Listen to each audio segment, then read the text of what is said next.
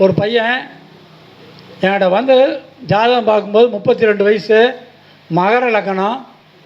மகர லக்னத்துக்கு 7ஆம் வீட்டுக்கு அதிபதி சந்திரனா, அந்த சந்திரன் 6ல் போய் மறையிறார் மிதுனத்தில், திருவாத நட்சத்திரம். 7ஆம் வீட்டுக்கு அதிபதி 6ல் போய் மறைஞ்சா இதாக போச்சா? சரி, விதி கெட்டு போனால் மதிப்பாருன்னு சொன்னாங்கள்ல, மதி சந்திரனை பாரு. சந்திரனுக்கு 7ஆம் வீட்டு அதிபதி குரு, அவருக்கு 6ல் மறைகிறாரு. அதுவும் கெட்டு போச்சா? விதி கெட்டால் மதிப்பார், மதி கெட்டால் கதி, ரெண்டும் கெட்டு போச்சா? நான் சொன்னேன், லக்னாதிபன் போய் மகர லக்னத்துக்கு லக்னாதிபன் 10ல் போய் உட்காந்துருக்காரு. எங்கள் துலாத்தில் பையன் அரசு வேலையில் இருக்கானான்னு கேட்டேன், எடுத்தோன்னே. ஆமாம், அரசு வேலையில் இருக்காருங்க. பையன் அந்த 10ஆம் வீட்டுக்கு அதிபதி போய் 3ல் உச்சம், எங்கள் மீனத்தில் உச்சம். அதுக்கு ஒரு பாடல் சொன்னேன்.